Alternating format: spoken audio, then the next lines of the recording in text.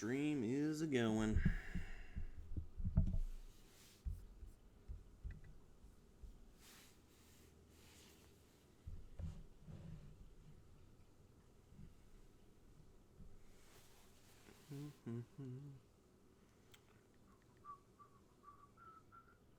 Anyone watching this recorded, just, skip ahead to when people are actually talking. Okay.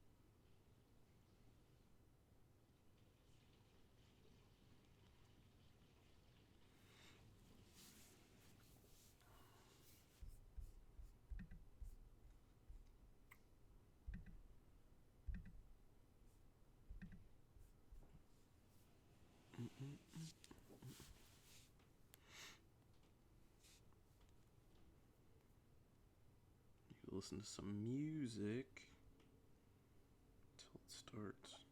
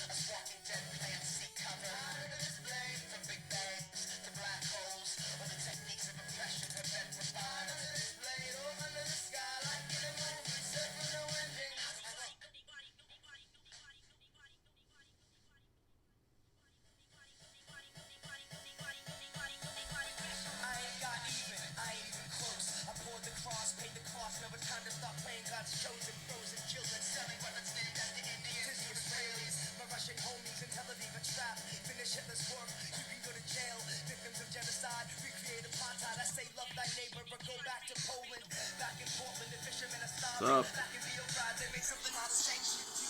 What's going on, Uncle Pete? Just listening to a little music until some peeps showed. Hopefully you're doing all right. And I don't know if we've ever talked about this. Do you watch Joe Bob Briggs? A little stoned right now? Hey, you do what you gotta do during these times. During quarantine. So I live in Maryland, in the Baltimore area. So the way people say quarantine here is quarantine, is what it sounds like. So I kind of make fun of it, and anytime it comes up, I say quarantine. So just a little thing. But hopefully you're doing all right. And do you watch Joe Bob Briggs, The Last Drive-In on Shudder? Okay, good. I mean, I figured you would, but I also didn't want to make an assumption, because there have been times where I've talked to people, and I'm like, oh, you watch Joe Bob? And they're like, no, what is that? And I'm like, oh, okay. I just pegged you as a person who would. So, yeah.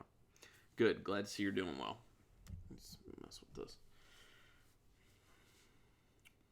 Waiting on your Chipotle. Nice. Yeah. Well, if you're stoned, I would assume you would be very hungry. Murrieta, California. Got it. Cool. Did you mean Murrieta or Marietta?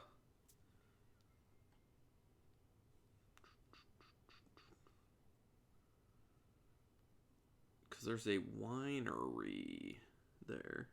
It's halfway between San Diego and LA. Okay. Because there's a Marietta winery that I've had some really good wine from, and I'm wondering if it's the same place.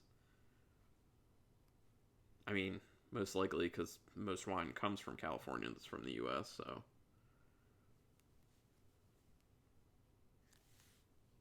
I've actually never been to San Diego or L.A. I've been to California. I've only been to Napa and Sonoma before. That was a honeymoon thing like 10 years ago, so it's been a while since I've been to California.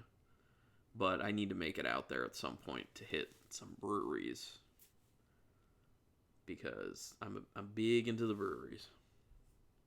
And in San Diego, in particular, Modern Times Brewing, or Modern Times Beer is what they say. Really good. Big fan.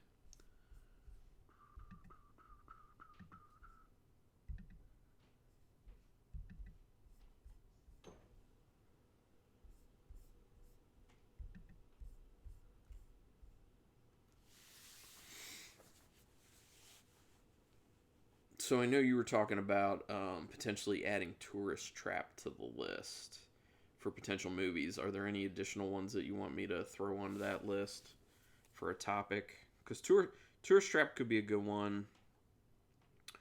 Honestly, like for me, any sort of like Henenlotter. Like I know Joe Bob just did Brain Damage. So like something like Brain Damage or Basket Case or Frankenhooker, like those would be fun. So we have to talk about the Final Girls. Do you mean the movie Final Girls? Yeah, okay, I assume. I've watched it. Okay, watch it twice. Watch it twice this week. You must be a fan. I remember watching it. It's been like a few years since I've seen it, and I remember watching it. I don't remember me being wowed by it or anything, so I don't know. I'd have to re-watch it to get a real opinion again. Yeah. Let me put this on here. So, Final Girls as an option, and Tourist Trap. So Some Kind of Hate is off the list because we're doing it. Cool. Twice this week, man. That's a lot to watch in 1 week. One movie, watching it twice in 1 week. I'd like never, ever, ever do that. Ever. But I guess part of the reason for that is that I'm consistently like doing these movie reviews, so I kind of have to keep moving. So I don't like. There legitimately are times where I kind of feel like there's some movies I'd really like to sit down and go back to, or I just watched this one a few months ago and I'm just like really feeling like watching it again, and I just won't because I'm like, if I'm gonna be watching a movie, I should be using that time to watch a movie I can do a review on that I haven't seen yet, or that I have seen before but I haven't done a review for. I was the same as you the first time I watched it. Give it another shot. Okay. Yeah. And that's the thing. Like, there have been movies where the first time I watched them, I was like, yeah, it's fine. Or, no, I didn't really like it that much. And then on a second watch, I was like, wait, hold on a second. Why didn't I like it that much the first time? So, yeah. Like, I know it's not horror, but Doctor Strange, for me, the first time I watched it, at the end, I was just like, oh, that's okay. And then by the time I got done with it, yeah, I was like, oh, that's fine. It's a movie. And then the second time I watched it, I was like, why don't I remember this being this good? Because I felt like the first time I saw it, I was just like, it's a movie. And then the second time I was just like, oh, this is actually really, really good. I think what happened is the first time I saw it, it was so weird and out of sync with all the other Marvel movies that I was just like kind of trying to understand where it fit in and a little bit confused. But then the second time I already knew the premise and where it was going and everything, so I was able to like really enjoy it a lot more, and it's excellent. Yeah, I'll definitely give it another shot. When I get bored, I rewatch stuff sometimes in the background. Yeah. Rewatching stuff in the background's a good way to do things, because if you've already seen it, like, even if you're just listening and you're like doing something in the kitchen or whatever, like, you can still visualize what's actually going on because it was just recent. So yeah, I've done that before. It's a good way to do it. Like, and I'm writing my paper for class, I'll have a movie on and just check in on it every now and then. Cool. What class? What type of class are you taking? If you don't mind me asking. Richard Smith. What up, bud? How you doing, man? Richard?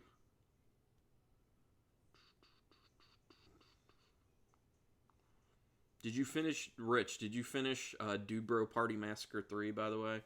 I assume you did, because you said that you were going to do that.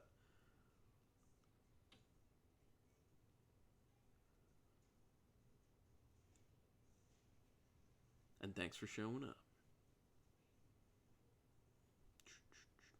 Criminal Justice. It's funny because as I was asking you, I kind of had this feeling that that's where it was going to go. It's kind of weird. I have my BA by the end of the year. Oh, congratulations then. Well, I know you're not done, but in advance, congratulations, Uncle Pete. That's awesome. Yeah, Rich.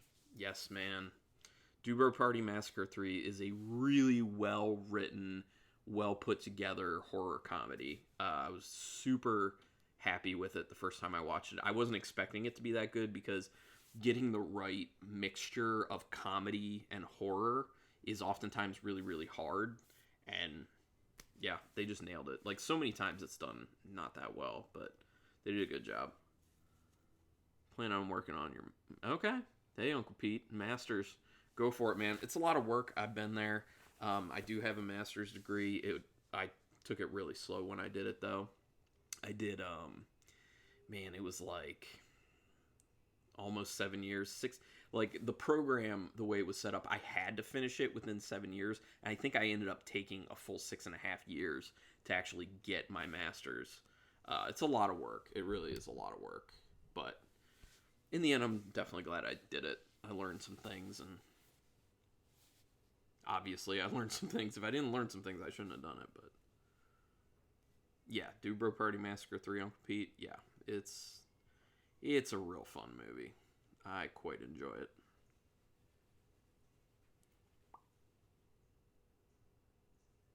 So, Rich, did you see Some Kind of Hate? I'm not sure if you did or not. I'm assuming you probably did not. But either way, even if you haven't, you can still be included in the discussion on it.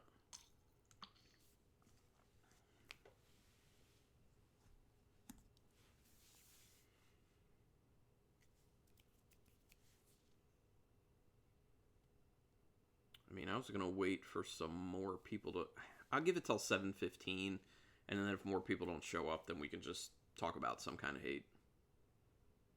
Oh, all right, yeah, go get your Chipotle, Uncle Pete. You're gonna need that.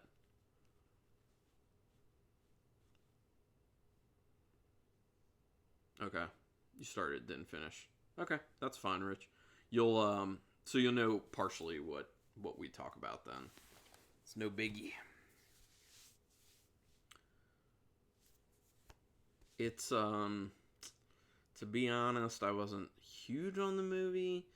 If you've seen, I don't know if you saw Daniel Isn't Real yet or not, but it's a lot of it for me has to do with the style, how these films are scripted and put together by Adam Egypt Mortimer and Brian DeLue. It's their style. It's how they execute things. It's just not something I really enjoy that much. And having seen both of these films, Daniel Isn't Real and Some Kind of Hate, it you can see similarities. Like you can tell that the people who wrote it wrote both of them, and it was the same director for both of them as well.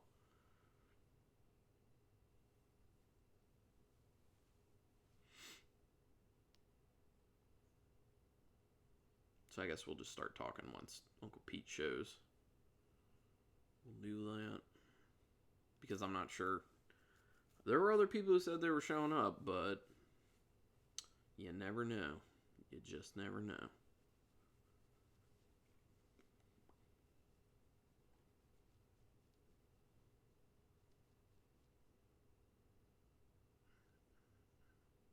By the way, Rich, are there any movies that you would like to add to the list for potential movies to watch to do these discussions on? Visual movies, I enjoyed the visuals. Yeah,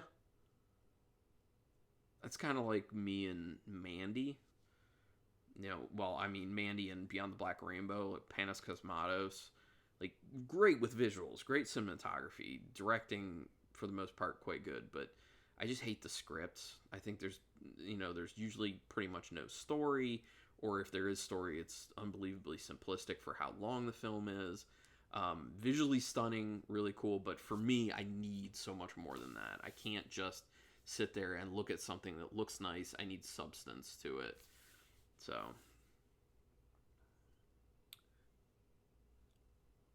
you would want to do Dude Bro? Yeah, I'll put it on. I'll put it on there. Although, unfortunately, since it's going to be cycling off, I don't know how soon that's going to happen. But I'll put it on the list.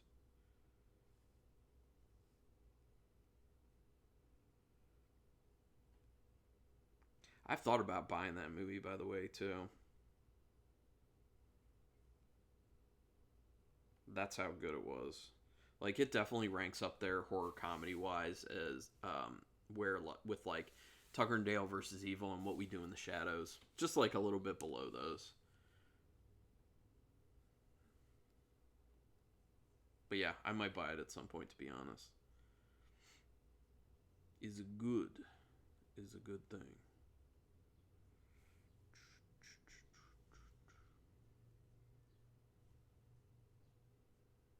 Some weird music coming from next door. You saying you want to talk about Daniel Isn't Real for one of these?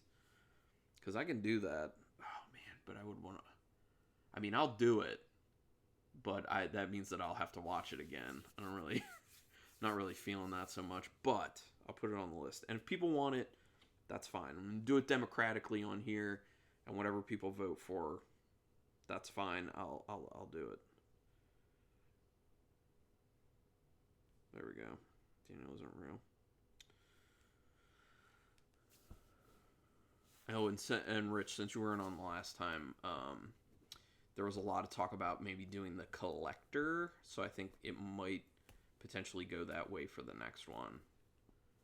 I'm not sure if you've ever seen the collector before or not, or what your feelings are on that film, but we could potentially do that one.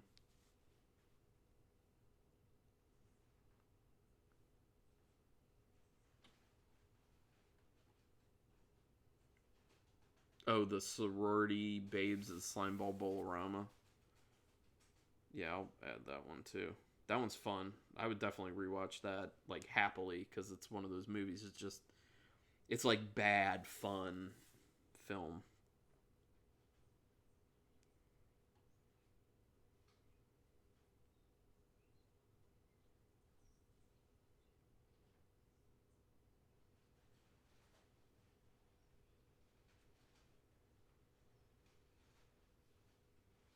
Oh my god, my texting today is like slow.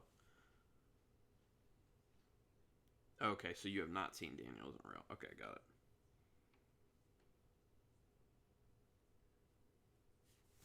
Yeah, I'd be down. Slumber Party Massage, Uncle Pete. I'm a fan of massages. Slumber Party Massage sounds like what some of my buddies and I used to do back in the day. Just kidding. If we want to think about adding, I'm going to add Slumber Party Massacre to the list because I love that movie. Yes. Not two. I don't really like two. I don't know if you've noticed, Slumber Party Massacre is Halloween. Like, it is the movie Halloween, basically, just changed up. And then Slumber Party Massacre 2 is inspired by Nightmare on Elm Street. So, yeah. Okay. So, since we have Uncle Pete back here, I'm not sure any other people are going to show up, which, whatever. Who cares? Let's talk about Some Kind of Hate. So, honestly, Uncle Pete, I'm going to turn it over to you. This was the one you were advocating for a lot, and whatever you, I think, want to say up front about it, I say go ahead.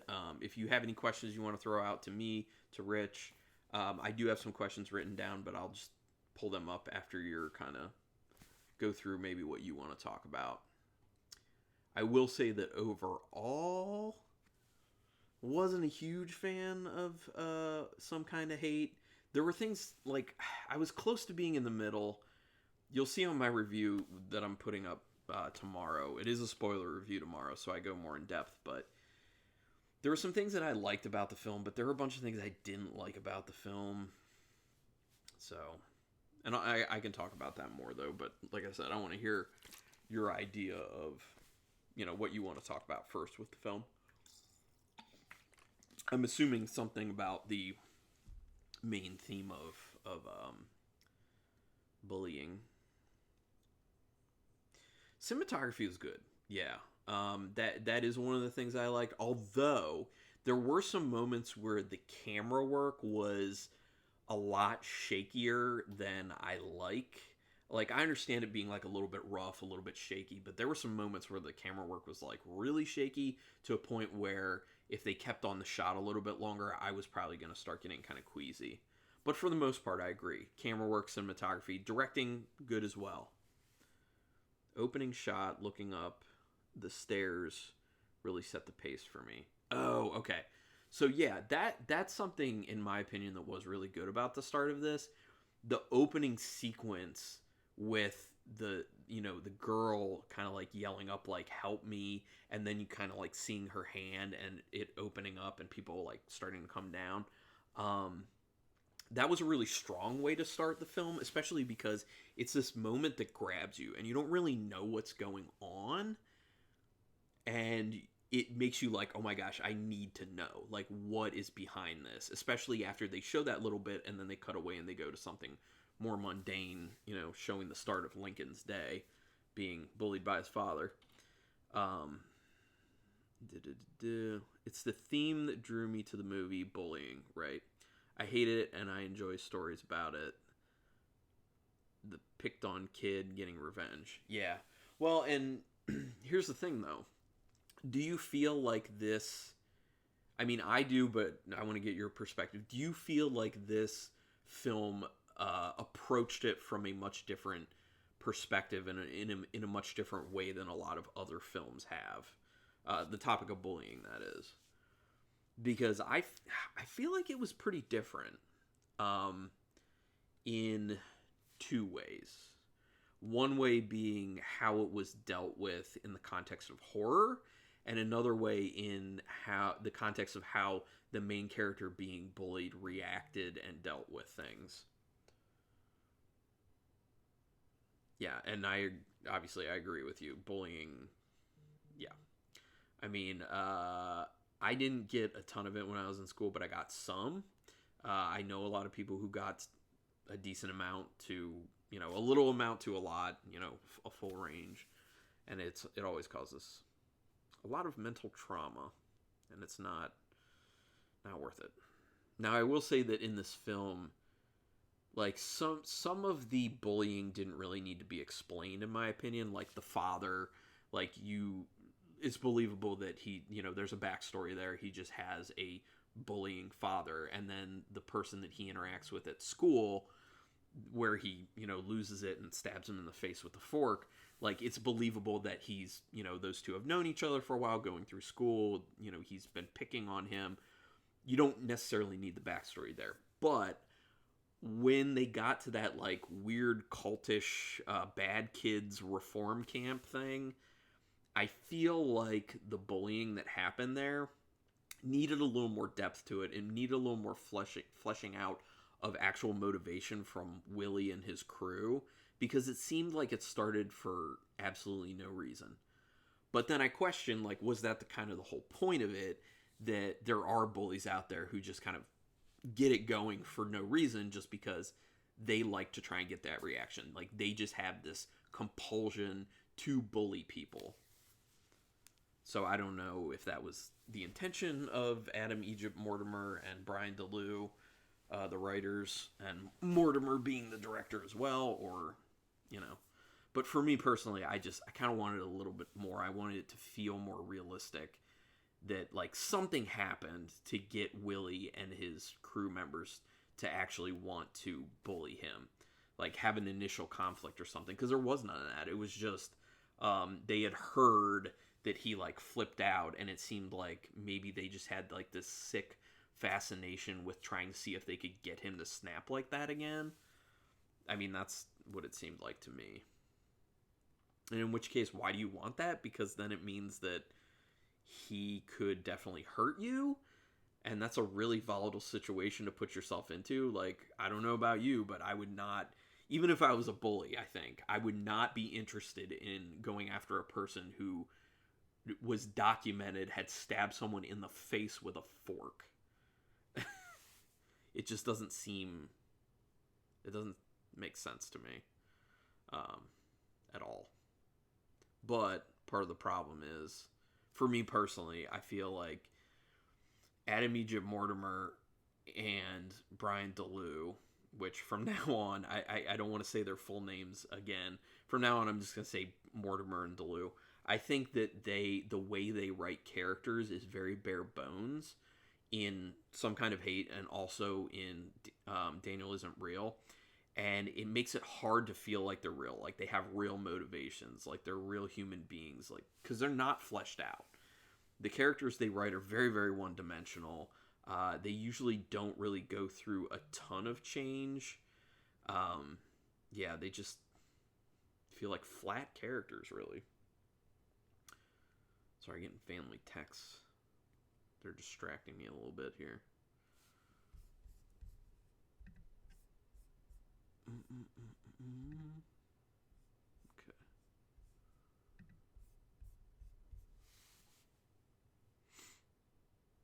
But yeah, all this stuff I'm saying, for the most part, I cover in my review that'll be out tomorrow.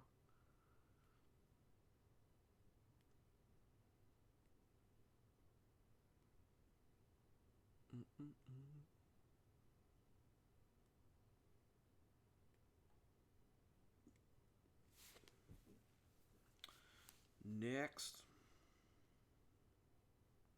Or I can throw, if you want me to, I can throw out a question too. Hated Willie, was happy when he died.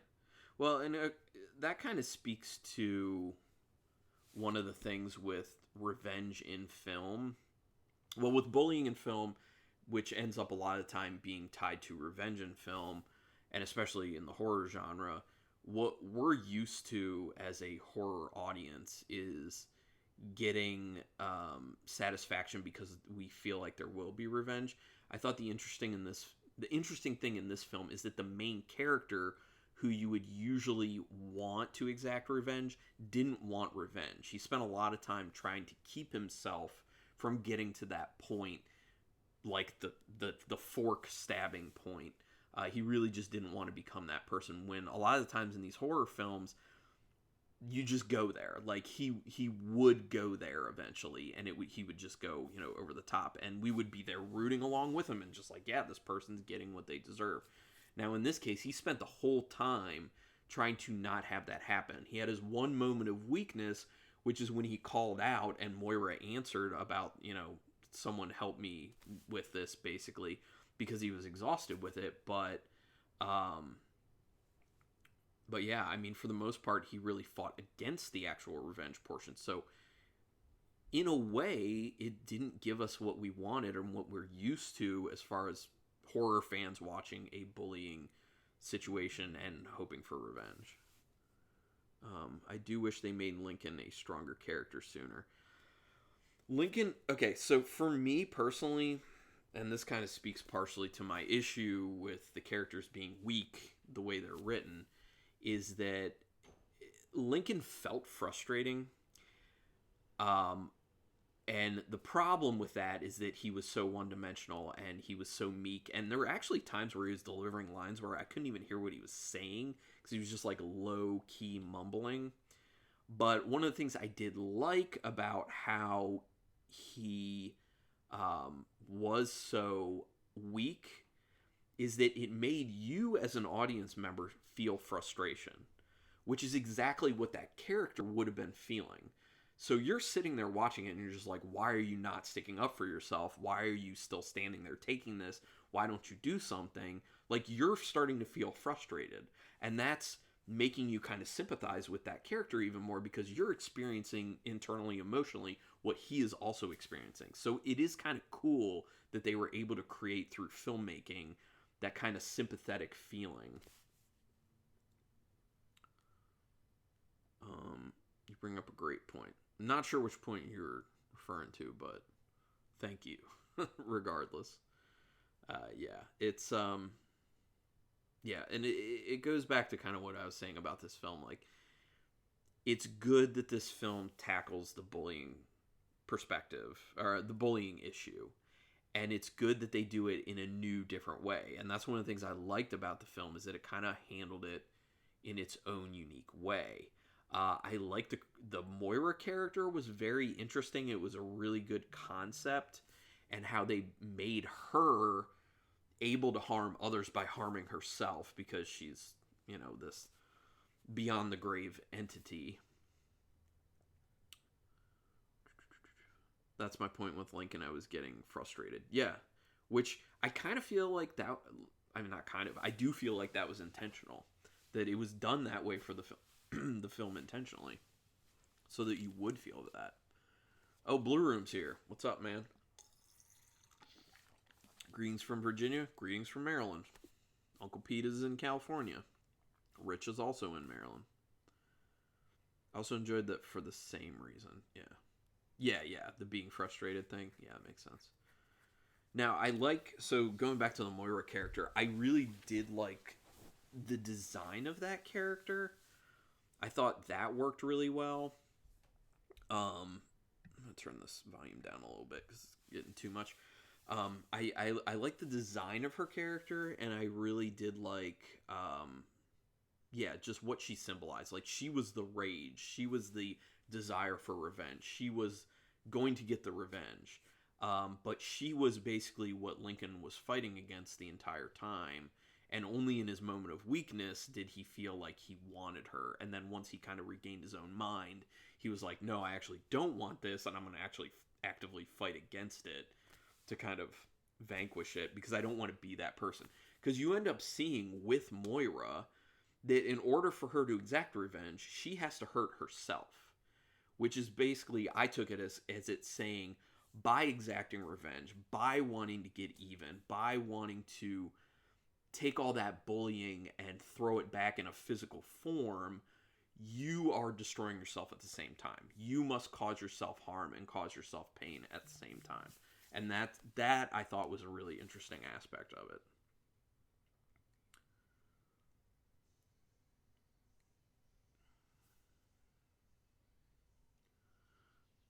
I wanted more backstory of Caitlin when she was getting excited when Moira was cutting her thighs. Yeah, so on that, okay. First of all, this goes back once again to what I was saying about how Mortimer and Delu create characters.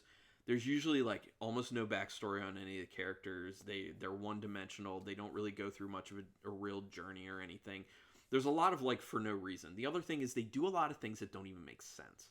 But my big issue with the whole Caitlyn and Moira scene that you're talking about with the thigh cutting, it was an interesting concept. But yes, like you said, Uncle Pete, you need backstory to that. Like you need to understand how we got to that point and why that's a scene. Now, from my perspective, when it went to that scene, it felt like we missed something. That there were scenes in between what happened before that were just like cut out, missing, that we needed to see to understand, wait, how did we get here? What is going on here? Because she goes, I think it was like Caitlin went to just like snoop around, and then all of a sudden we cut to Caitlin and Moira, like they've already met each other, they know each other now, and they're like buddies hanging out in the bunk, and she's cutting her and enjoying it, and it's just like, how did we get here? Like, you have to show us how we got here. Otherwise, it's just this WTF moment. That was a great scene, not in the creepy way, but the way it was acted. You believe she was feeling like that. The one with Caitlin and Moira. Yeah, that was a pretty well acted one, although there were a few scenes in this film that were very poorly acted. Overall, I thought the acting was fine, like it was solid, but the two scenes where Moira was told that she wasn't needed anymore, first when Lincoln tells her, I don't need you anymore, and then the second time when Caitlin says, I don't need you anymore, I thought both of those scenes were acted very poorly. And so much so that I laughed, like it was laughable. And the other thing is the fact that they did the same scene twice was also laughable and kind of ridiculous. It just felt dumb. She was an interesting character. Overall, the film was a dumpster fire. um, Blue Room, I wouldn't go that far because I did see some value in the film, but I wasn't a huge fan of it, and I definitely would not choose to watch it again just because of that. There was no reason to care about these characters, right? Yeah, that's what I've been saying. Blue Room is that the characters, and I felt like this was the same in Daniel Isn't Real, which the director and writer did as well. They don't flesh out the characters, so you're just like, okay, whatever. You have to make people care. You have to build characters. You have to endear people to them. It's not enough to just know that they are also human beings. That's not enough. We're normally agree on these movies. Blue, LOL. Yeah. I think I was probably blind to some of the flaws since the topic was personal to me. But here's the thing, Uncle Pete. Don't feel apologetic about this because it's worth watching every movie, in my opinion.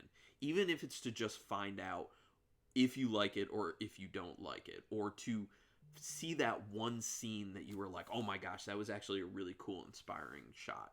So for me personally, like I said, I wouldn't choose to watch this movie again. But am I glad that I watched it the first time?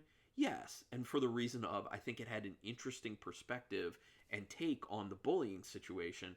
And mainly because of the character of Moira. I've not seen anyone create a character like that before, where they basically take all the abuse. Like, basically, she was receiving all the abuse and bullying that Lincoln was getting, harnessing it, basically building it up into energy, and then using it to cause harm to herself, which would then reflect on the people who were actually bullying, and that was the payback. It was the hurt and harm and bullying that you give, you get back tenfold. That's literally what was happening. As like a cautionary tale. Like that's a very severe, violent form of karma right there. And I found great value in that. So for that reason, I'm very glad that I watched it. So don't feel like, oh, I was blind to this or that in the film. It's fine. And that's why during my reviews, I always ask at the end for people to comment about the film below and give me any dissenting opinions, because my opinion is not gospel. My opinion is just my personal opinion, and I like some films that people think are crap, and that's just the way it is. We all find interest in things in different ways. I knew I was in trouble when they sent a victim of bullying to this rehabilitation camp. Really, yeah, Blue Room. That is the thing, and that's the thing I'm talking about. The writing is that's a plot hole. It's why would that happen? But then there's a question that kind of comes out of this: is did that camp even feel realistic to you guys? Like, what is going on here? It felt like it was some sort of like weird cult. It wasn't explained much. I feel like it needed to be explained. It seems like the counselors like were never even there really. They weren't even keeping an eye on these kids, which makes no sense because they're supposed to be bad kids that need supervision. Because like literally when Lincoln just snuck out at night and was able to grab his phone back, it was like nothing. Like that was easy. So it just seems weird. It seems like a lot of stuff wasn't thought out. And with this writing, it seems lazy, Like there's no thought of does this make sense, or would this person actually do this, or would this be the situation? Where were all the adult supervision at this rehabilitation camp? Oh, Blue Room. That's funny that I just went on that diatribe before reading that. But yeah, exactly. I agree with you on that, Blue. The kid defended himself and he got in trouble. That was the bullshit way to get him to the camp. Yeah, that's true. Yeah, and that's what I'm saying. Like there's a lot of moments of just, and then this happens because that's what we put in the script. It's a convenience thing.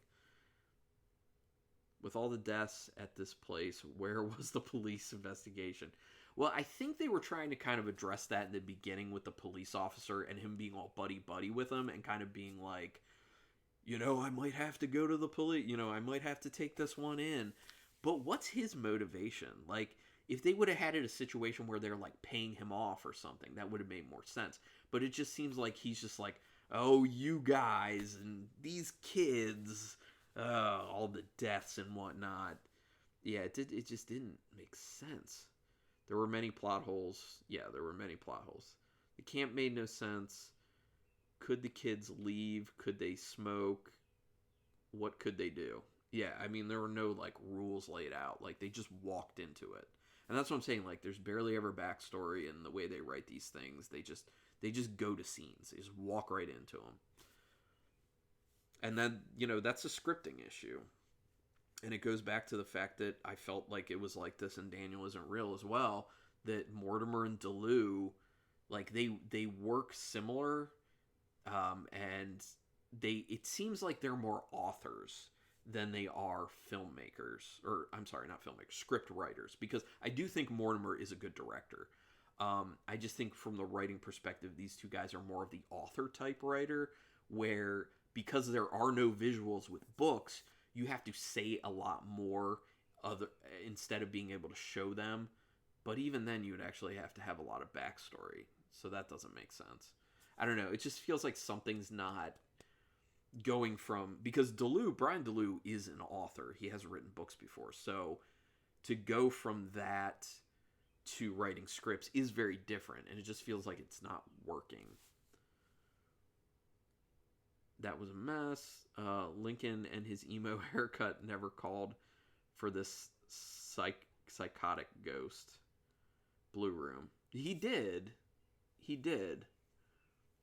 it was a really low-key moment where he was upset, and he made some sort of comment about, like, he wishes that they would get their comeuppance or something like that, or that they would die or something, and then Moira happened to be there and popped up. I kind of view her character as just a representation of what's there inside all of us that you're constantly struggling against if you're being bullied. So the fact that she just kind of shows up out of nowhere, I didn't really have a problem with that, because I kind of viewed it as there's a Moira potentially inside all of us, and she just kind of is there to attach to whoever is being bullied and give that temptation of, well, do you want me to exact revenge? But there will be a price. Out of the cast, I liked Kravis. I'm a fan of the guy who played him. He was in Cabin Fever and Dead Girl. Kravis? Was he the dude who was the head of the whole camp? Because if that's what you're talking about, yeah, I could get down with that. That guy with the iron cross on his neck in the barn. Why was he afraid of the ghost and ran away upstairs? He didn't know she was a ghost. No, well, here's the thing. Even if he didn't know that she was a ghost, the fact that he's in a barn, she saw him, and to run away, he goes up to the loft where the hay is, where he can't get anywhere. That makes no sense. That's another one of these moments of people do things, these characters do things that don't make any actual sense, and that's poor writing. Why wouldn't he just run out of the barn? Like, you just run out of the barn. Like, that's what you would do. Even if you don't know it's a ghost, you would leave the barn. The person was in the barn with you. They saw you go up into the loft and hide. You're not hiding. Where do you think you're going? What do you think you're doing? Yeah, it's another one of those writing issues. Was that a German Iron Cross he was wearing? If so, why was he following the commands of a black man? I mean, I assume you're making the point that you think he was kind of like a neo-Nazi Blue Room. Yeah, I don't know. I don't know the origin of that tattoo, but yeah, I don't know. There are a lot of plot holes. That kid was dumb, and that was a dumb decision to hide from a ghost behind a bale of hay. Really? Yeah, I know. As I just went on a rant about it, yeah. No, he didn't. He said he wanted them to die. If I said I wanted pizza and Pizza Hut shows up, did I call Pizza Hut? I mean, that'd be kind of cool, to be honest.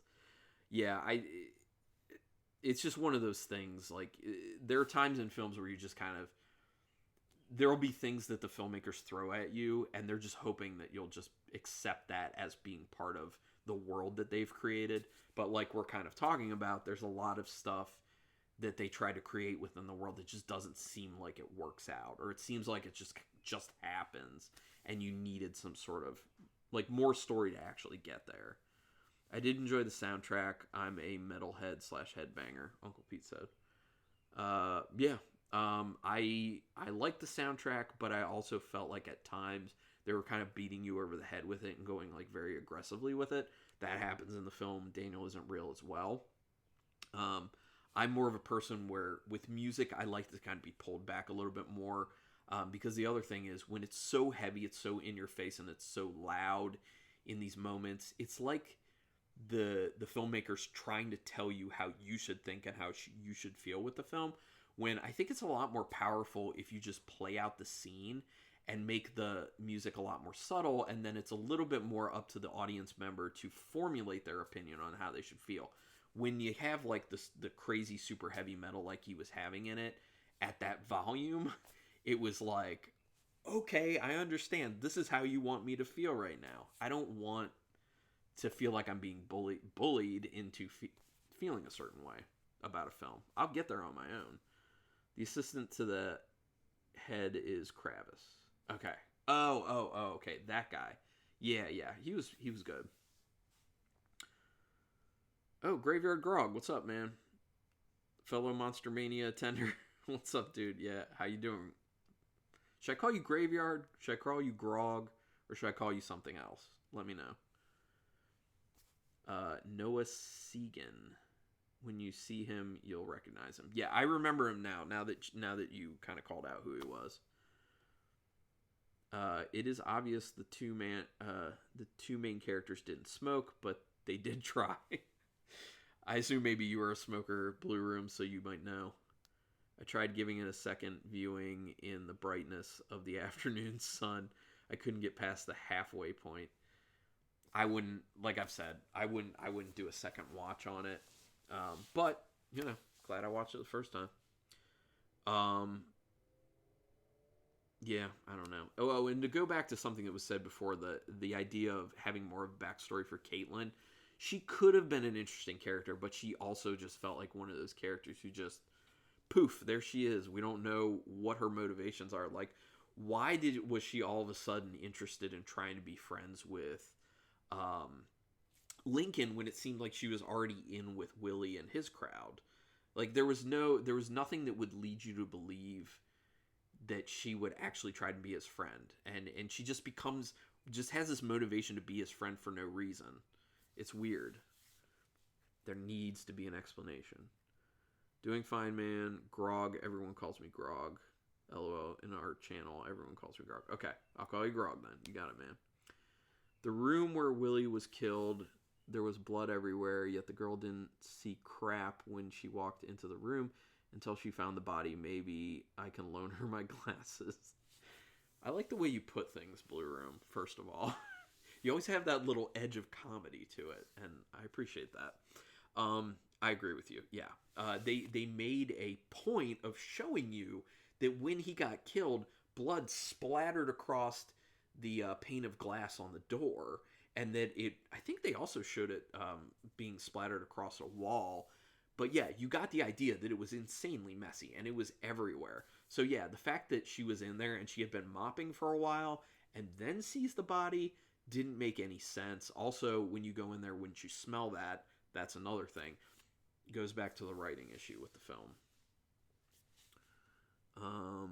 Were you going to go to the March show before it was canceled?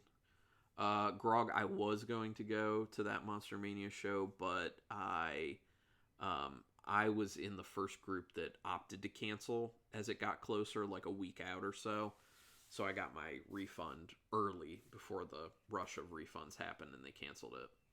So, I mean, once Chris Sarandon pulled out and, first Sam Raimi, and I was like, but I still wanted Chris Sarandon. So once Chris Sarandon pulled out, I was like, eh. But yeah. That's water.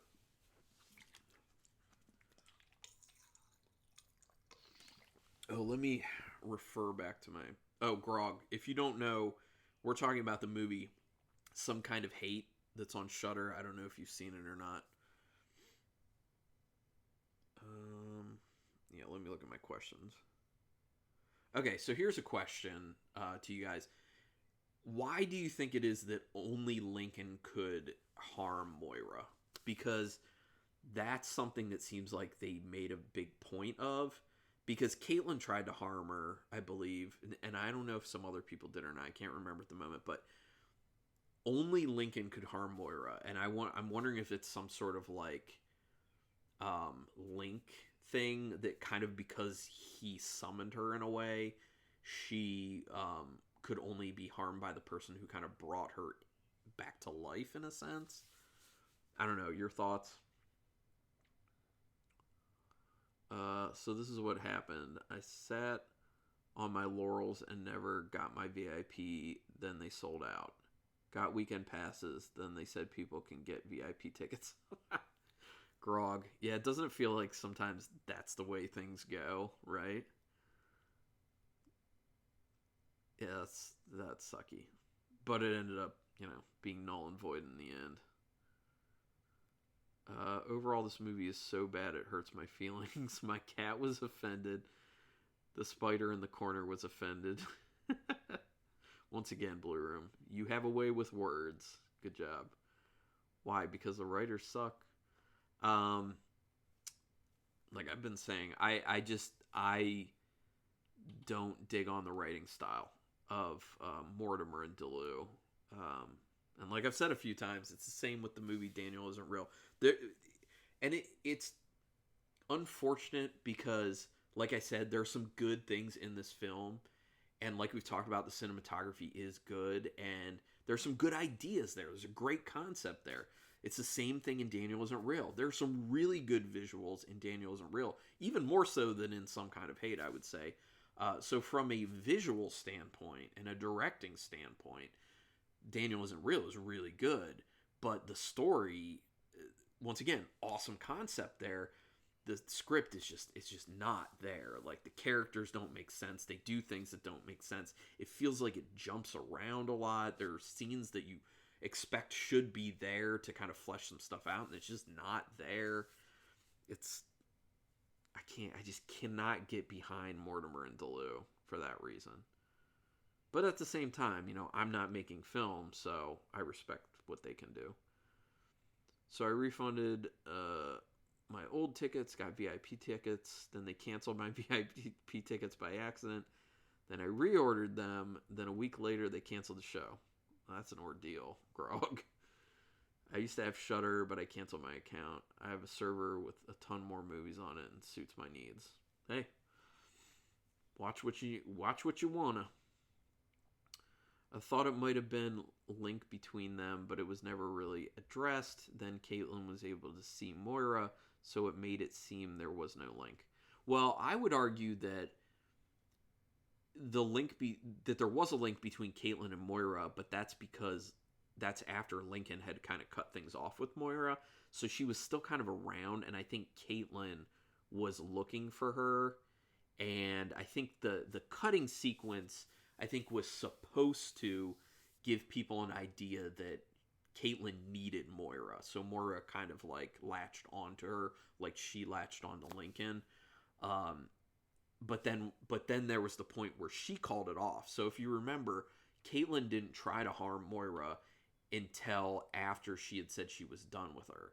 So my idea is that maybe Moira reverted back to being linked to Lincoln because he's where it all started. But this is also sounding very convoluted as I say it.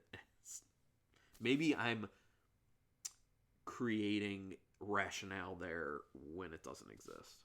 That's possible. My friend runs Mintic Authentics, and he was crushed. I was going to help him with Tom Atkins and him signing pictures for their company. Ooh, that's rough, Grog. Yeah, a lot of companies feeling a lot of pain right now, and that's tough. I don't know what's going to happen.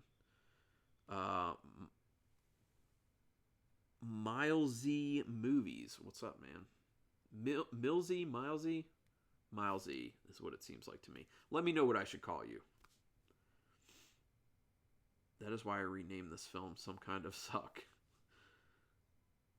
Although I should get Shudder again so I can record some of the stuff to upload to the server. LOL. Grog, I would just say that Shudder's just worth it, man. I've been a subscriber to Shudder for 3-4 years now. And when I first got into it, there wasn't a whole lot of great stuff there. But within the past 2 years, it's been very, very good. And it's honestly not that much money. It's pretty cheap for what you get, in my opinion. Although I'm locked in at the rate that I first signed on with, which is cheap. So yeah. Tequila is my lady. That's a way to enter a room there, Marshall. Harkening back to our cabin in the woods talk. Tequila is my lady, my lady. Welcome, Marshall. Welcome. I got it for the Creepshow series and hated it. Grog, you hated Creepshow? I loved Cursed. Oh, the Cursed films? Yeah, Cursed film's great. No, it's totally cheap. Yeah, it is. Yeah, you don't have to spend a lot for Shudder, and that's what I like about it. Yeah, So for the Creepshow series, for me, I was, I felt like maybe I liked about half the stories to varying degrees, and I hated half of them. So it was a real mixed bag for me. Miles Z, LOL. Okay, got it. I've been a sub to Shudder for ages, but only recently been checking it out. Have you checked out Cursed Films? Oh, Miles Z, Cursed Films, dude. Cursed Films. I loved it, loved it, loved it, loved it. I tweeted a bunch of times at Jay Cheel, who did that film, who did those films. I've been telling him what he needs to do is keep doing a series kind of like Cursed Films, but make it all like cult films, not about films about cults, but films that have gained a cult following, and just do kind of like the backstory on stuff you never knew about these films that would be cool to know. That would be amazing, because with his abilities that he showed in Cursed Films, that could be great. Like, just think about getting like a behind the scenes like backstory from him on something like, I don't know, like Tourist Trap or like Brain Damage, or any of those kind of like cult films. Would be awesome. I think it was like $7 or so. Yeah, Grog. I think Shudder's is about $7. It's like $6.99 a month. I'm lucky. I'm in at $3.99 a month, and they had emailed me some time ago and said I'm locked in since I got in real early. So that's nice. So like, I mean, it pays for itself for me almost.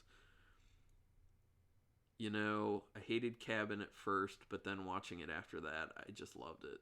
Yeah, Grog, man, Cabin in the Woods. I love that film. I loved it from the first time, and it has so much rewatch value. I signed up for Full Moon Features, and I'm waiting for my 12 Blu-ray Puppet Master box set. Yes, Blue Room. Let me know how that box set is. Well, I mean, the fact that you got it for so cheap is enough, in my opinion, but let me know how it is. I have to get off my ass and watch Cursed Films. I've only heard fantastic reviews. Yeah, Uncle Pete, yeah. I mean, I thought it would be good. It exceeded my expectations. I really liked it. I was sad when I got done. It's 5 episodes, and I wanted more. It's very digestible, too, because it was only like half-hour episodes, pretty much, so.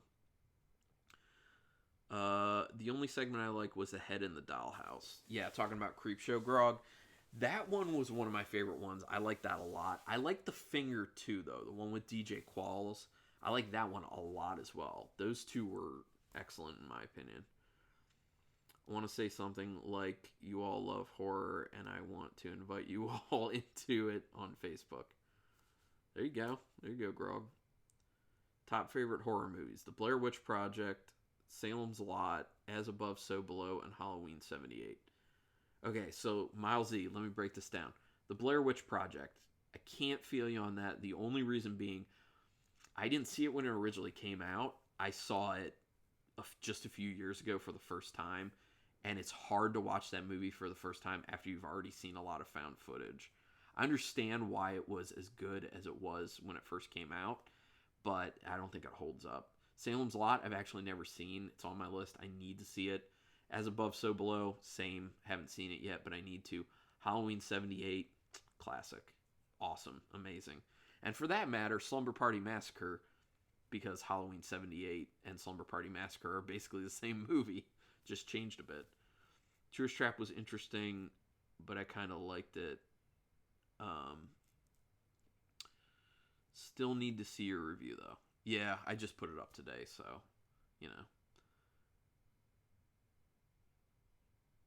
Oh, yeah, you were an early bird. Yeah, very early. Yeah, I got lucky. I used like a promo code from like Rue Morgue magazine or something, and I was like, what's this all about? And literally when I first started with Shudder, there was not much that I had interest in watching. I was watching like one movie every few months, to be honest, because there wasn't great stuff. But now I watch tons of movies each month from Shudder. I will digitize the 12 films, then either sell them or give them away. Yeah, there you go.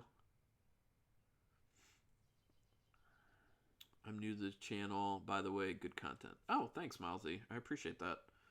I just appreciate you spending your time, well, being on this live stream, but checking out my videos. I really appreciate that, man. Mousy Halloween 78 is the... I assume that's a goat. Looks like a cow, though. Is that a cow, Marshall, or is that a goat? I assume it's a goat for greatest of all time, but, you know. Go to the Horrorholics on Facebook. All of you, seriously. All right. Jump in that group. Horrorholics.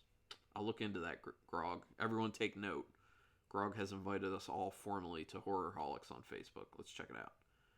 Saw Blair Witch Project in the cinema, and I saw people leave because they were too creeped out.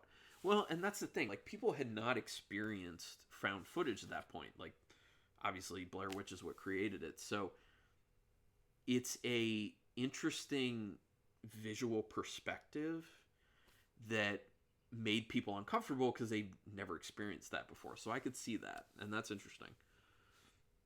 It's a great networking place. Besides, I've been a fan of your stuff, and I want you to be involved with the group. Sure, yeah, no. I appreciate that, Grog, definitely. While I saw Blair Witch in the movies, too, I was all alone in the movies. It was damn cool. Those are, like, the best times when you're at a theater, and it's either just you or it's virtually just you. Those are the best times. I mean, there have been a few times where I've gone to some films and yeah, there's like barely anyone, and I just feel like I can kick back and super enjoy it, super relax. I love it so much.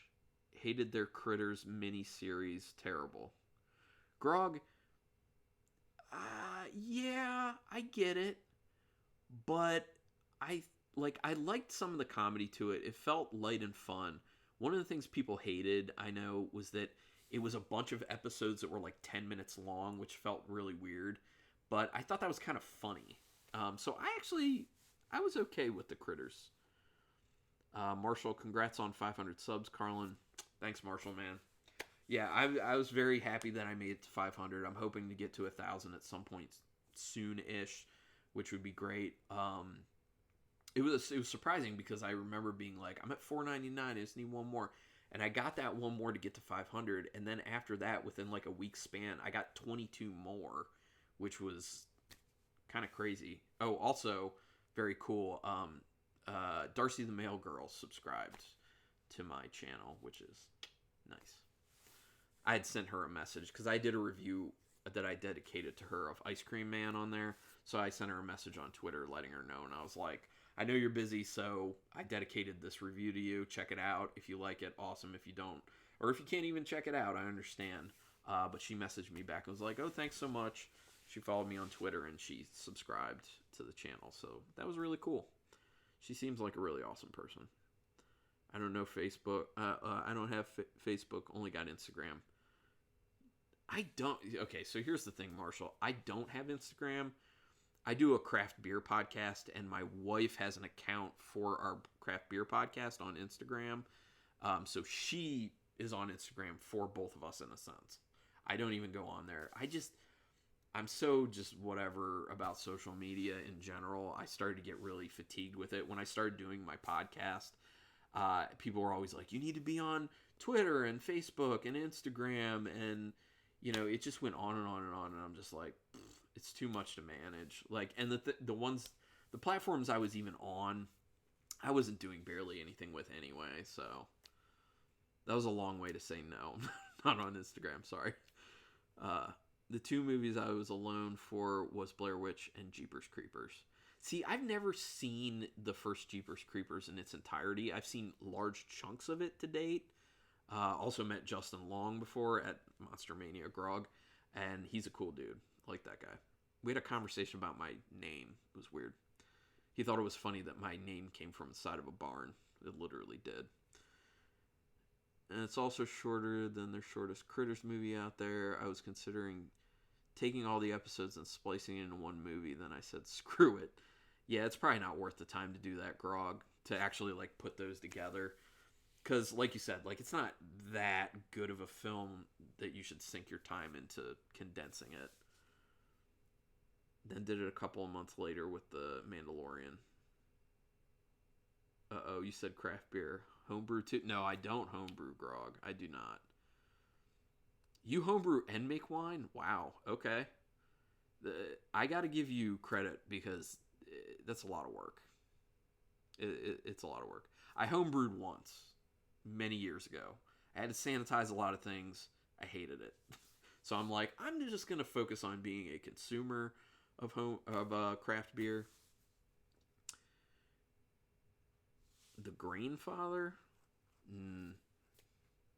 I assume it's a homebrewing thing, so no. I have homemade Keyser as a homebrewer. You get that lingo, lol. That's a fucking sweet looking. Yeah, I know about the Keysers. That's cool, man.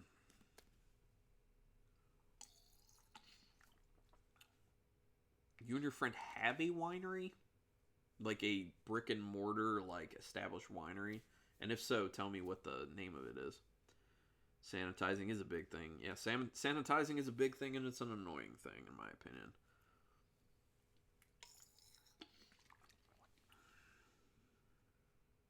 Oh yeah, Grandfather's homebrew. Got it. Yeah, no, I'm since I don't do it, God, my hair's getting so ridiculous, and it's barely there to even begin with. So this time, just making things worse. I assume we're all kind of looking like this at this point. Marshall, Graveyard Grog. Do you make tequila? It's my lady. I love it. That's awesome. 5 tap system with one of them being a stout tap. So solely stout. I can get down with that. I like everything craft beer wise, like all styles pretty much. There are only a few like Belgians. Those are probably the weakest for me category wise. I don't like a whole lot of Belgians because I don't like the way the yeast makes them taste. Typically banana notes and clove notes and stuff like that. It's not my thing, but it's not a brand name. We just have a winery we built to, make our wine. Makes sense. We call ourselves the Hereafter Winery. That's a cool name. I wish Marshall, my friend, is about to start distilling. Ooh. My hair don't look like that. It's way too long. Oh, yeah. Got it. One for solely stout on nitro tank. Yeah, nitro is the way to go. You get that extra creaminess. I would want to tear up an OEM remake, Uncle Pete.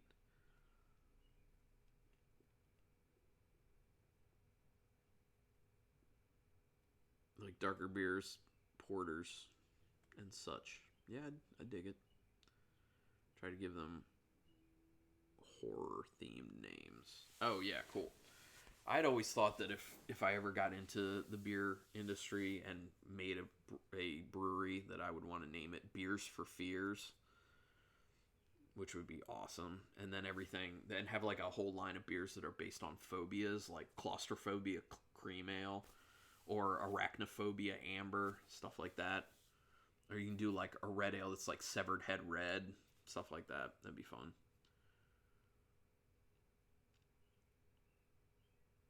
Really, Marshall? Wow, I'd love to hear what you don't like about it. Have any of you watched the movie Bite? I have not. What is it? Uncle Pete, give me a quick, just like 1 to 2 sentence synopsis on what Bite is. Or just like a teaser. Like, tease me about the film. Get me interested. Pitch me on this. Uncle Pete, it was a painful watching experience. So bad, lol. Is it me? The comments are no longer showing up. No, I'm seeing the comments, Blue Room. I don't know why. Never mind, Marshall. I thought you meant Night of the Living Dead. I'm stoned right now. Nightmare on Elm Street remake was shit. Yeah, that remake was unfortunate.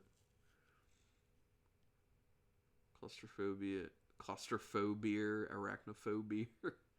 Yeah, Grog.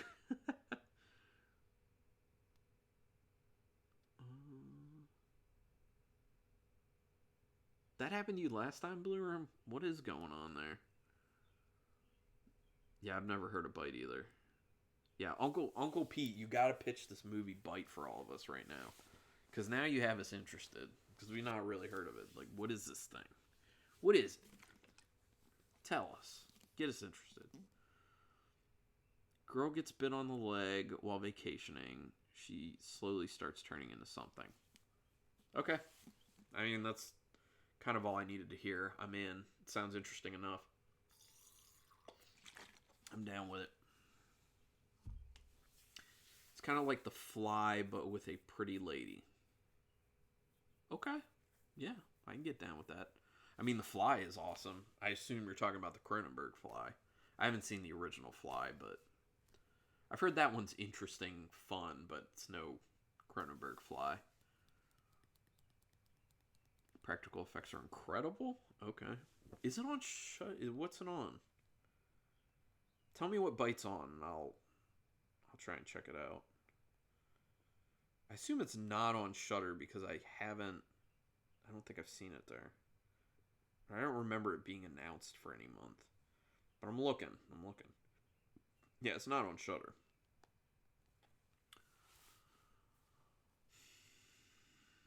When I do it from my laptop, my comments that I write stopped appearing. On my phone, it does show up. That's wacky. Something I've noticed actually, Blue Room, with stuff with YouTube. I have issues with my channel if I try to use certain web browsers. So like Safari has problems with YouTube. I find the best is Google Chrome, to be honest, and Firefox works pretty well, but Google Chrome being the best.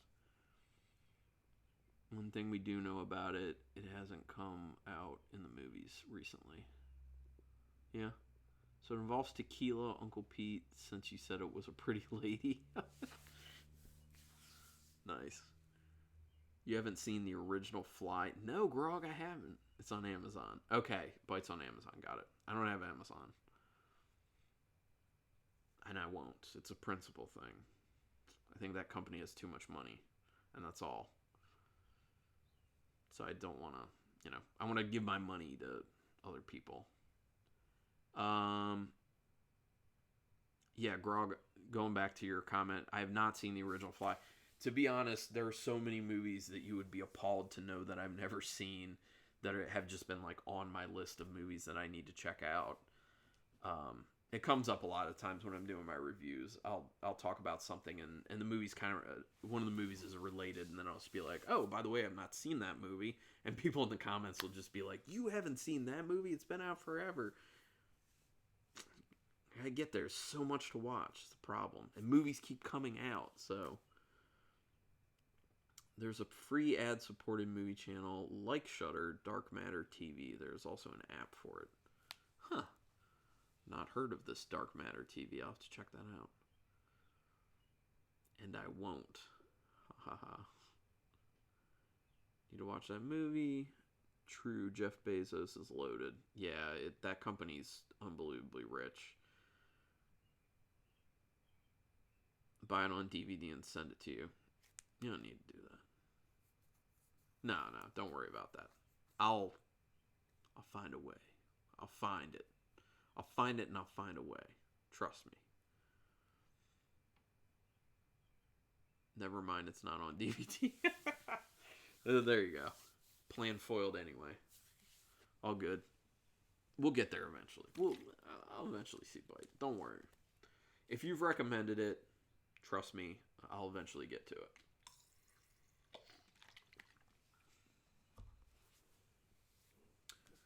Okay, if it's on iTunes, that's definitely doable.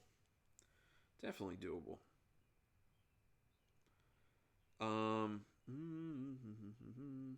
looking at my questions that I had for some kind of hate. I think we pretty much wrapped up on that. If anyone has like a final thought on that, go ahead and let me know. But by the way, I did want to let people know that I can't talk about it too much at the moment because it's not out yet on Shudder, but Shudder has a movie coming out on Thursday called Monstrum. It's one of their Shudder originals. I just watched the screener copy for it today, and I have a no spoilers review for it going up on Monday. Make sure you watch that review. I will just tell you up front, this is one of the good Shudder originals. You should see it. It's a South Korean film, and they did a good job. They definitely did a good job. I Was pleasantly surprised with those with the Shudder originals and exclusives. It's real, especially with the originals. Actually, it's a real hit or miss thing when I go into these screeners that I'm gonna watch, and it's just like sometimes I end up with something like The Marshes, which is just unbearable, or like Jessica Forever, which is not as bad as The Marshes, but not far off. But then sometimes I get stuff like Monstrum, which really good, and zero point 0.0 megahertz was also pretty good. But Monstrum's better, trust me.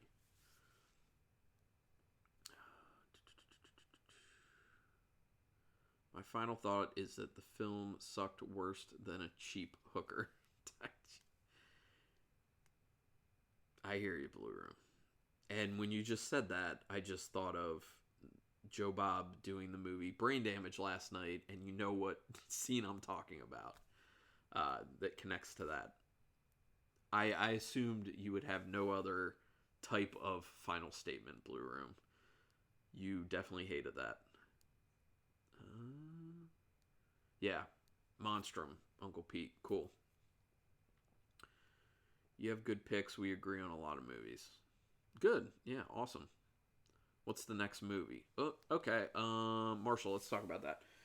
So the next in-depth discussion could be a lot of things. I have a list. It seemed like the last time, we don't have to go with this, but it seemed like the last time we were between Some Kind of Hate, which obviously we just covered, and The Collector. So I don't know if you guys just wanted to go ahead and go forward with watching The Collector and talking about that in depth in 2 weeks.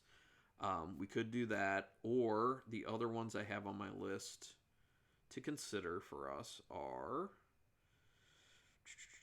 One Cut of the Dead, Tammy and the T-Rex, The Thing, Old Boy, The Suckling, You're Next, Slender Man, Nightmare on Elm Street Remake, High Tension, Final Girls, Tourist Trap, Dude Bro Party Massacre 3, Daniel Isn't Real, which I kind of don't want to do, but, you know, Sorority Babes at the Slimeball Bowl-orama, and Slumber Party Massacre. So, what are you guys feeling?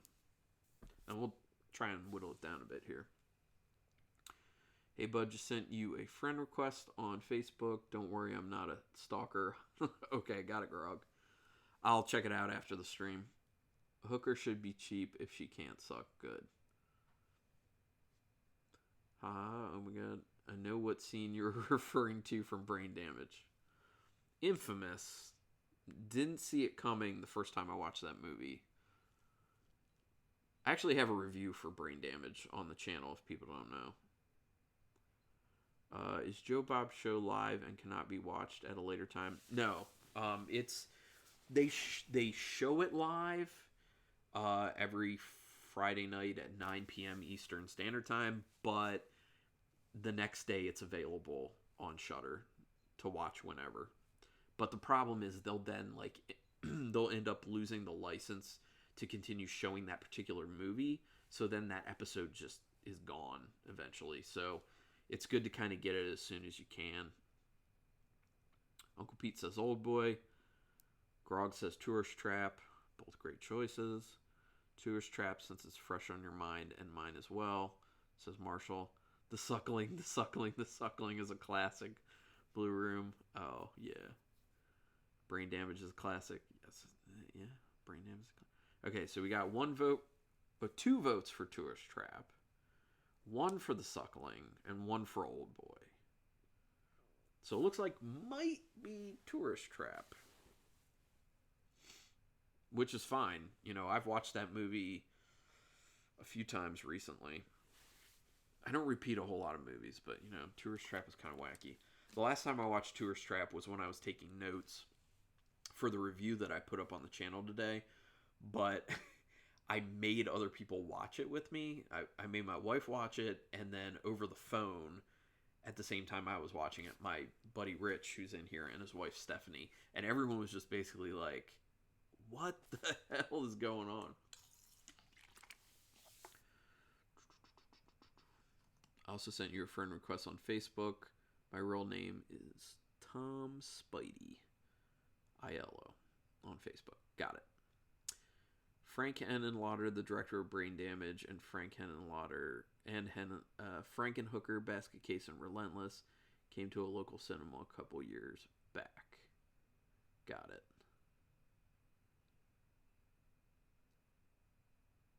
Get it. That's cool, Grog. Yeah, Frank Henenlotter is an interesting dude. Very interesting dude. I don't understand how he comes up with the concepts for his stuff, but I'm glad he does. Tourist Trap is good. Yeah, it's good, Turbo Kid, and welcome, by the way. Sucks I couldn't go and meet him. Yeah, it sucks you couldn't meet Henenlotter. He'd be epic to meet. I live in a tourist trap. Where do you live, Grog? I'm cool with Tourist Trap. Looking forward to giving it a second viewing. Yeah, okay, well then let's do Tourist Trap then. Yeah, like Marshall's saying, it's not amazing. It's one of those movies. It's so wacky and it's so bad that it's great. Come on, people, choose the suckling for the children. Look, Blue Room, we will get to the suckling at some point. And even if we don't get to it on this format, I am going to be doing a review for the suckling. Trust me. I actually have it sitting in a stack of Blu-rays over there that I'm going to be watching through and doing reviews for. So at the least, you will get a review from me for the suckling. You will. Uncle Pete, your real name doesn't even have Pete in it. Yeah, that's funny. He really knows how to grasp the gritty aura of old New York from the late 70s, early 80s. Yeah, Grog. Totally right about Henenlotter. And that's something that Joe Bob Briggs had said a lot when he covered Brain Damage on his show and when he covered Basket Case, which Basket Case is my favorite of the Henenlotter films. Followed closely by Frankenhooker. But I also really like Brain Damage, so. I live in the Poconos. Oh, okay. Cool. Well, unlive in the Poconos. Got it.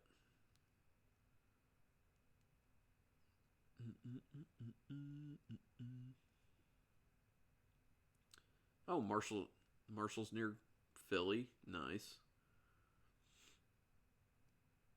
Yeah, I'm near Baltimore, so not far either.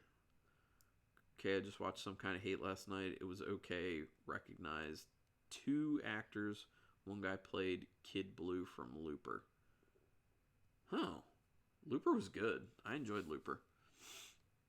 Looper always makes me think of the connection that it has to one of my favorite super low budget independent films, Primer, which is about time travel. The guy Shane Carruth, who wrote, edited, did the music for, starred in, all those things. He did such a good job with Primer. He became known as the guy in Hollywood who had the best representation of time travel. So he's been a consultant now for movies using time travel. And he was for Looper, which is cool.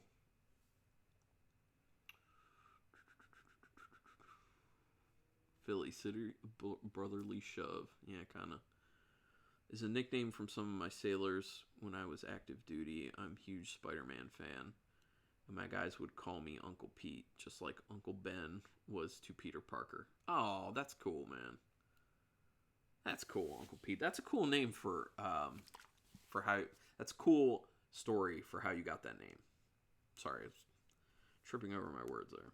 I love Baltimore. Paid my respects to Edgar Allan Poe there, and also went into the catacombs underneath Westminster Church.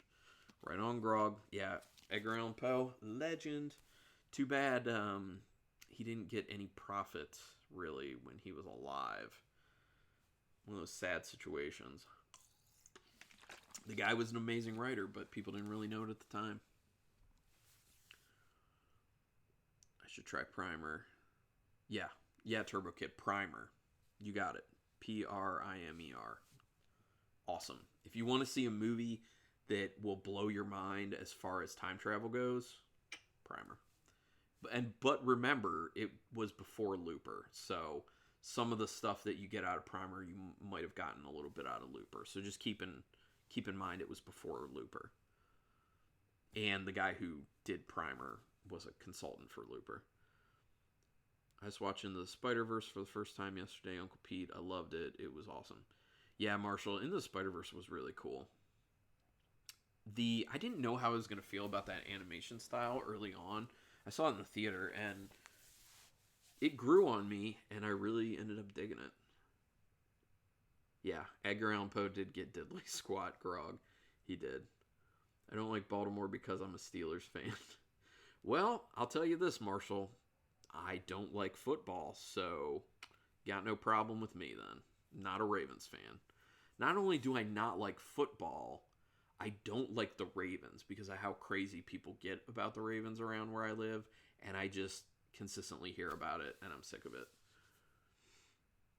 Oh, and by the way, I knew Ben Roethlisberger in college. I have some stories. I was pleasantly surprised with Into the Spider-Verse. Yes, Uncle Pete. Yeah, buddy. You know it. You know it.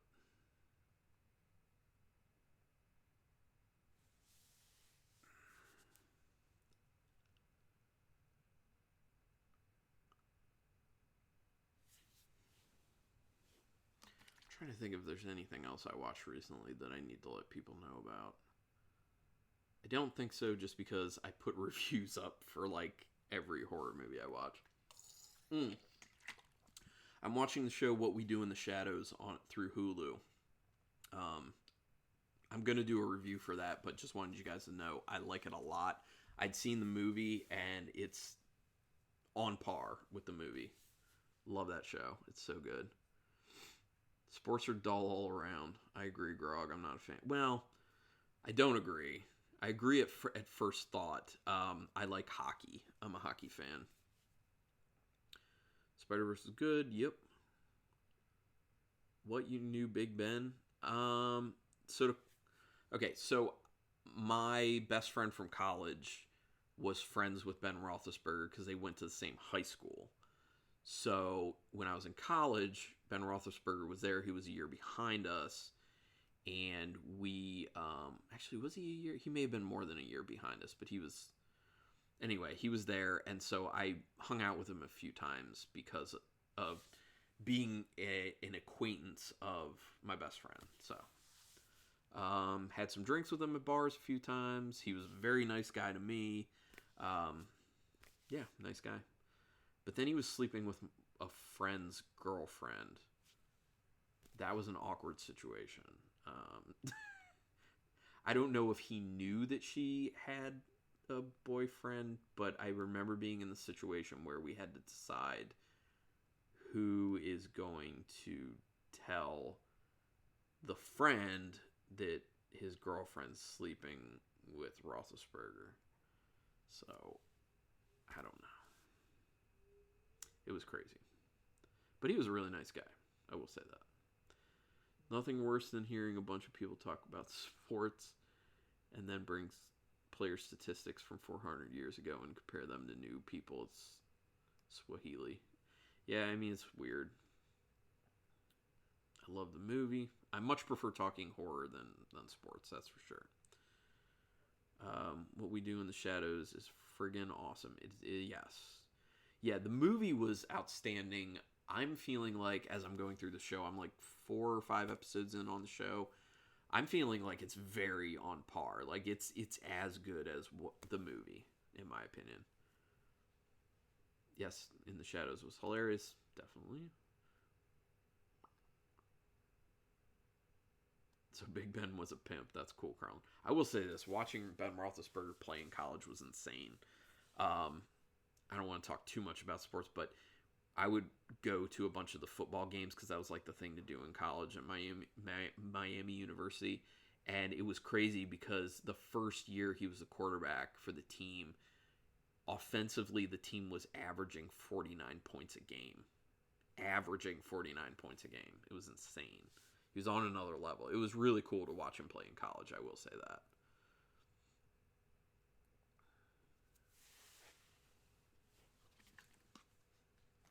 College was a good time.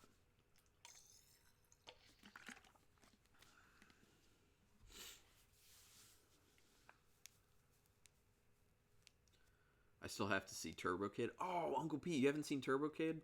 Sell you on it? Okay. Michael Ironside is in it. Does that sell you on it? I don't know, but he actually does a really terrible job. It's post apocalyptic. I think it's by the same people who did Hobo with a Shotgun. It's just a lot of fun. Trust me. It's gonna be on Shudder this month, so yeah, might as well. I didn't know you went to Miami, Carlin. That's what's up. It was a good college. I enjoyed my time there. Yeah, I enjoyed Miami University. I constantly had to tell people I went to Miami University, but not in Florida. It's in Ohio. It's like the one in Florida is University of Miami. The one in Ohio is Miami University. Totally different. Tourist Trap is free on Tubi. Oh, good to know. I am Groot. What's up, man?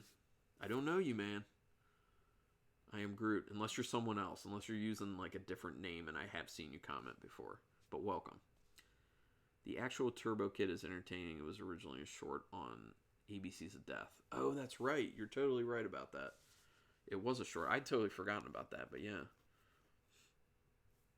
Yeah, Tourist Trap is on Shudder as well, but I don't know if that's cycling off soon or not. I loved Hobo with a Shotgun. I'll check out Turbo Kid. Yes, definitely check out Turbo Kid. I think you'll like it. Let me give you this warning, though, with Turbo Kid. There's a character who I felt was very weird and annoying early on in the film, but then I was okay with that character later because there's kind of an explanation as to why they're that way. So just take that information and, do with it what you will. Just a warning, kind of. Yeah, awesome 80s music theme. Yeah. Oh, yeah. The 80s style. Yeah. There's so much 80s style to Turbo Kid, and that's one of the things I like. It's, nice and grindhouse-ish. Hobo with a Shotgun was funny. Hobo with a Shotgun was quite good. Plus, it had Rutger Hauer, which, how are you not going to love Rutger Hauer? R.I.P. Rutger. He was a great guy. Well, I mean, I never met him or anything, but seemed like a great guy, great actor. I am Blue Room alter ego when my browsers act up. Okay, got it.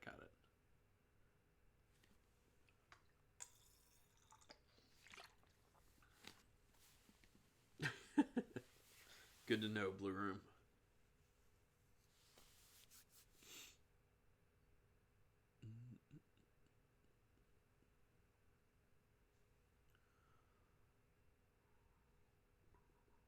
Groot and Blue Room are the same.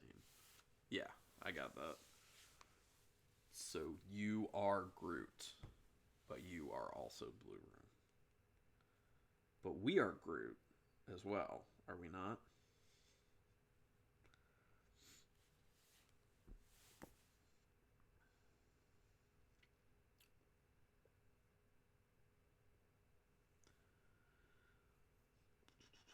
If you loved Rucker in Blade Runner, boy, Roy Batty.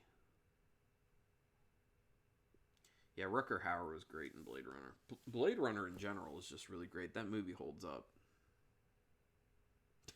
No, we are Groot, Blue Room. Not you, we.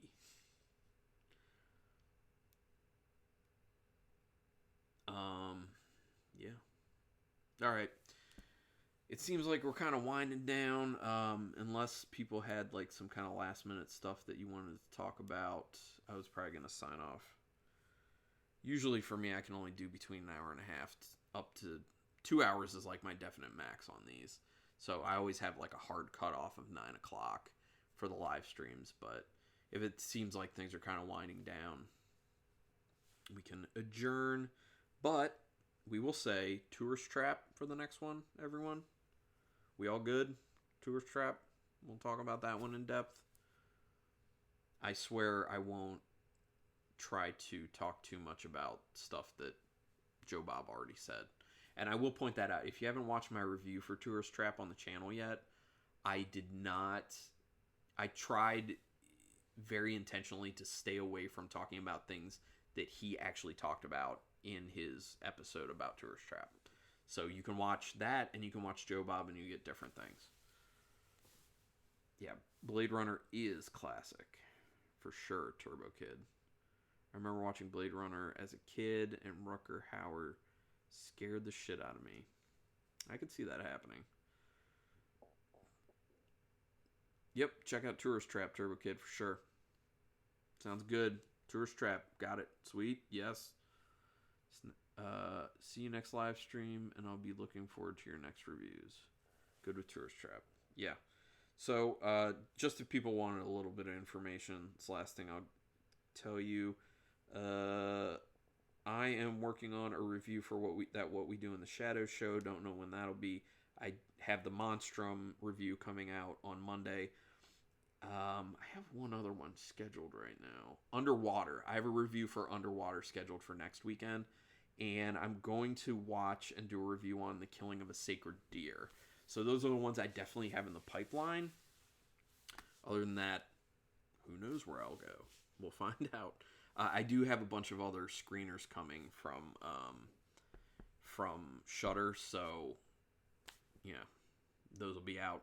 But also know that anytime there's going to be a Shudder original or a Shudder exclusive, most likely I'll be getting a screener for it and doing a review for it ahead of its release. That's kind of my goal, is if they have a screener available for it, I will definitely watch it and I will do the review. Because actually, that's where I'm starting. I've been getting the largest amount of my views on stuff. My review for Blood Quantum has gotten a ton of views, and my review for Z is doing well as well. Yeah, Joe Bob was good on Monster Vision. Keep it brutal. Yep, Uncle Pete. All right, I'm going to sign off. Everyone, good times. Blue Room, always great to see you. Uncle Pete, always great to see you. Rich, thanks for stopping in. Marshall, great seeing you, man. I liked the tequila jokes. Thank you. Turbo Kid, good to see you. Grog, thanks for showing up, Grog. I'll look into that group. I'll join the group on Facebook. Yeah, everyone take it easy. Great seeing everyone. And in 2 weeks, we're doing this again. Same time, same channel. Yeah. Anyway, thanks everyone. Sleep tight. Go watch some horror movies. And until next time, keep it brutal.